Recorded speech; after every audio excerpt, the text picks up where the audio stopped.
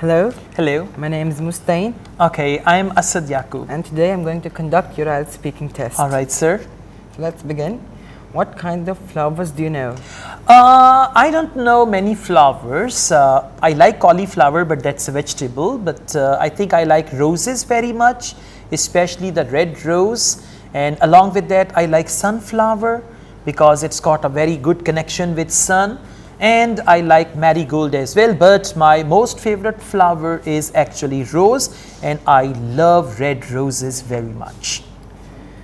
Are there any flowers that have special meaning in Pakistan? Yes, why not? We've got our national flower as well, but apart from that, I think rose is the flower that has got very special meaning here, especially whenever there is a wedding, we use roses. Whenever there is any happy occasion, we use roses. And unfortunately, if there is a sad occasion, we use roses again. So I think rose is the flower that's got very special significance in my country.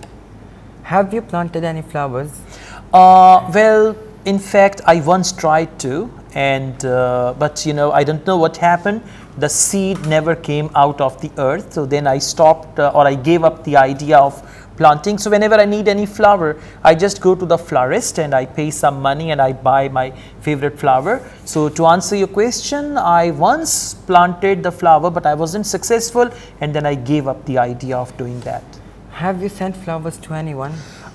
Yes, several times on several occasions. When I was a teenager, every weekend I used to send flowers, right? Because at that time I had Tina, Meena, and other friends as well, and they liked roses as well. So every Saturday I used to send a bouquet of flowers. Sometimes I sent twice a week as well. But even today I send flowers, but now mostly I receive flowers from my friends.